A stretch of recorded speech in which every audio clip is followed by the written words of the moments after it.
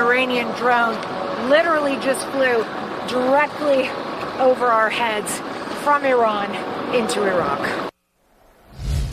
That is CNN's Clarissa Ward reporting from Erbil, a city in Iraq located not far from the border with Iran, and she joins us from there.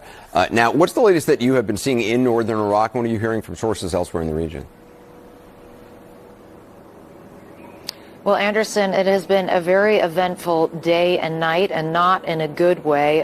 Those drone attacks have continued. We just actually heard a series of loud booms coming from that direction. That is where the Erbil airport is, where some U.S. service members are still serving.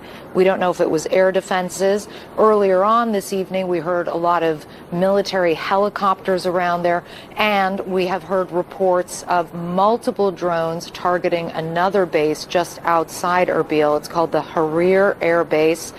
Again, we don't know if there were Americans at that base, but clearly we are learning that these Iran-backed Iraqi militias are really upping the tempo in terms of the amount of attacks on U.S. targets, or what they deem to be U.S. targets here in this autonomous Kurdish area. There was also an attack earlier on the Hormor gas field. This is strategically very important because 80% of the electricity that powers Iraqi Kurdistan comes from that gas field, and it does not have air defenses. And it's important for our viewers to understand, Anderson, that aside from that airport and a couple of other strategic places, Kurdistan in general does not have air defenses. So these drones, these missiles, these rockets, they really do pose a significant threat.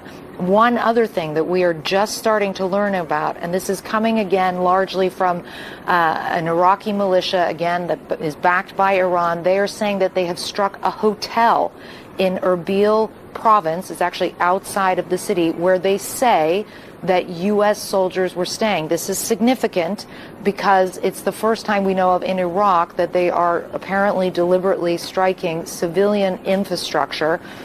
We don't know of any U.S. military personnel staying in any hotels here, but there are a lot of contractors who work in some capacity on some of these military bases. A lot of them have been taken out of those bases and put in hotels temporarily because the airspace is closed, because it is so complex now to try to get people out of the region. So a lot of moving parts here in Iraq, Anderson, and a lot of anxiety as this situation continues to ratchet up and up, Anderson.